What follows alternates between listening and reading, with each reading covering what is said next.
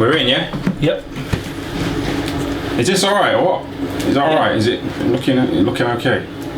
Yeah. Do you want to put my top on so you feel alright? You don't feel alright? I'm not bothered. You're the world champ, man. Do as you please. I'm not even an area champion. No, you will be. I don't know. I should be, you know, looking at me. What weight? Middleweight. Good man. Come and take me title off me, son. Nah, man. Tyan Booth, IFL TV, MTK Global. They all know who you are, you know. Billy Joe Saunders, world champion. Got this man here, just flexing his muscles off. Here he is. You know, muscles, yeah? They're a bit misleading, aren't they? Yeah, they are. Yeah. You can be a fat cunt, you know, and be a world champion. Like this man. Are you a fat cunt?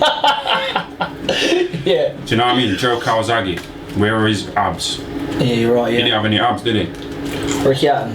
Ricky Hatton was a bit ripped. Ricky Fatton. Who else is there? Nassim Hamed. Yeah. He wasn't really ripped, was he? He's ripped. He's more ripped now, I think.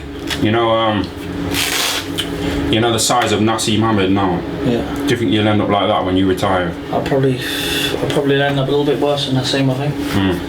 I think I'll end up about 18 stone, fat and bald. So I'm gonna have to get a gastric band and some hair implants. Yeah. But you know, if you got money, you can be a fat, ugly cunt and still sleep with nice women, you know? Yeah. Do you know what I mean? Yeah. Money talks, don't it? Money talks. You can be a fat, ugly cunt, you know, like, as long as you got money. Yeah. You'll do alright sexually. Yep. Sexual needs. At the end of the day, I'm sustaining myself with sex now for 12 weeks. Yeah, we're at the Ingle gym. They're probably thinking, what's he doing there? Do you want to go into that, or shall we just... No, listen, look, there's no secret, I like training away from home.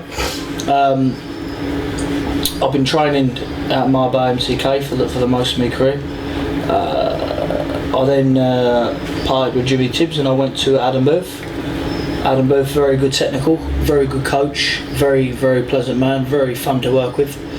But it's just, too close to home for me to continue working down there, and I know that he's got a family, he's got a hungry young stable, and a few of them come down, as if Josh Kelly come down from the north, Charlie Edwards flew back from Marbella to train there, so but I've got to be away from home, so I spoke to Dom, and I'm basing myself here in Sheffield now, so this is where I'll be, and hopefully end my glory days.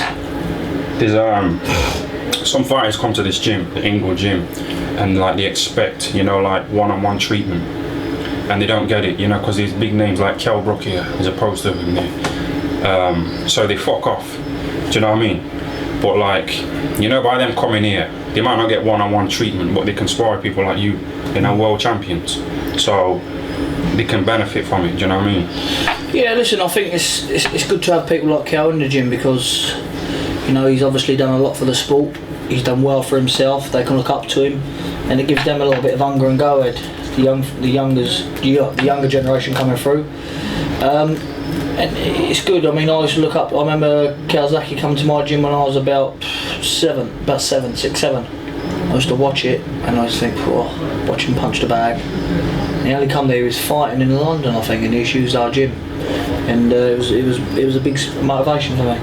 He was good, wasn't he, Joe Kawasaki? Do you think he would have beat Carl Froch? Peak for peak. Look, it's one of them. I think Carl was very, very tough.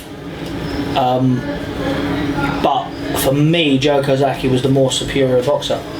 But it's one of them fights that Carl's never beaten until the final bell, is he? So it'd have been a fight I'd love to see, and it's a shame it didn't happen, really.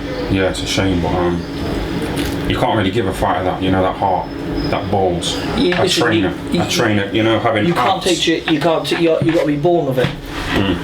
And if you're not born with it, when it's getting tough and you decide to throw the towel in or quit, it's just you've got to dig in that little bit, and that's the difference between winning and losing. Would you say that's the only thing that Chris Eubank Jr.'s got, heart? Or do you think he lacks, courage to like really get in there? No, I think that's with him. He is what he is. He stepped up once and got beat. He don't want to get in and take any chances with nobody. No world names. Arthur Abraham is here over the hill. Listen, 37 years old. With Eubank, if you're flat-footed, you're playing into his hand. So a flat-footed 39-year-old who's at the end of his career is tailor-made for him. Specifically choosing, people who are flat-footed. Well, yeah, as opposed to people like you. Well, yeah, listen, he can't.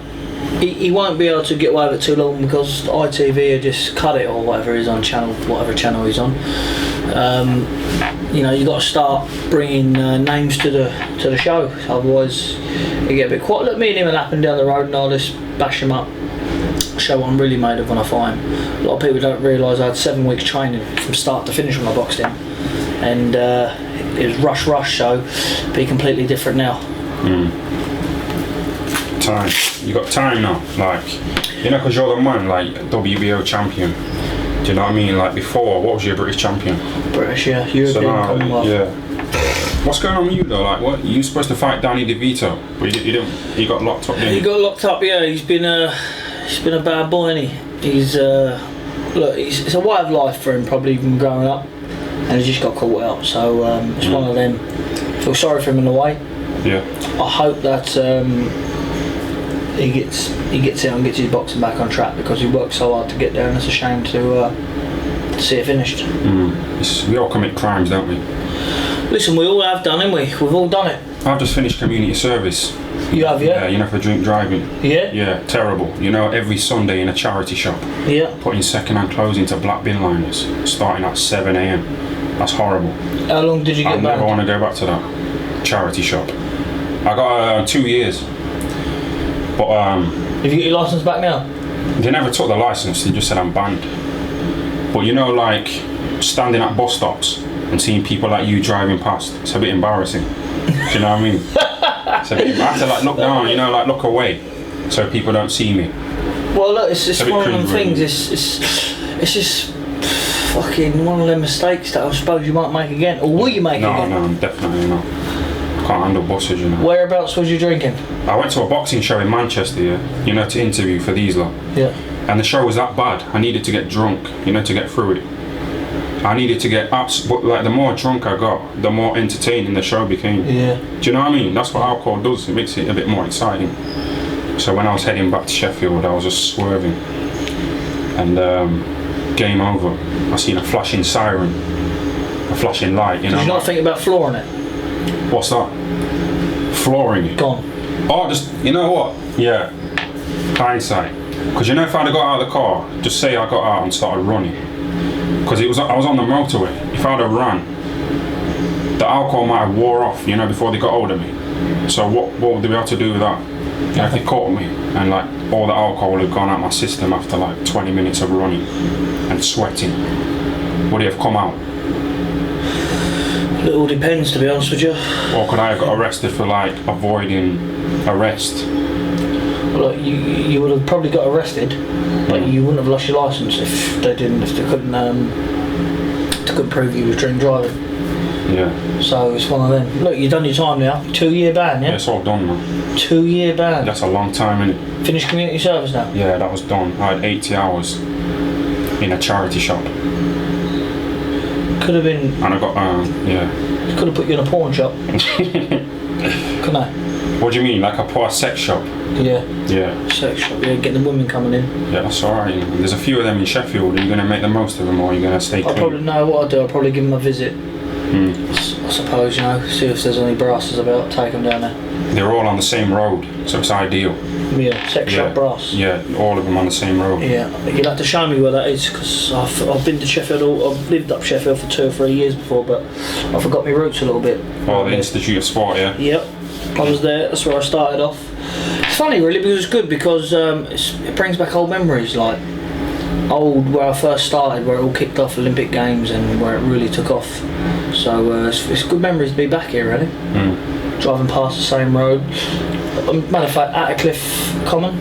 Yeah, that's exactly. I lost my licence there as well. Did you? For what? Took a police chase to the Premier Inn, skidding the bowls up, nearly ran a police dog over, and he got in his van. I just blew him off the road, and there was another car waiting, and big Subaru. So I thought, why were they chasing you though? Was you drunk as well? No, I wasn't drunk, no. Dangerous driving, I got done for. So they were chasing, okay, yeah. I got done for dangerous driving, so that's something you didn't know. Did you run over the dog? Nearly, by accident. Yeah. And I nearly got Arthur Sheffield brought me over it. They're not Metropolitan, what are they called up here? I don't know what they are. What, the police? I don't know what they are, but I try and avoid them.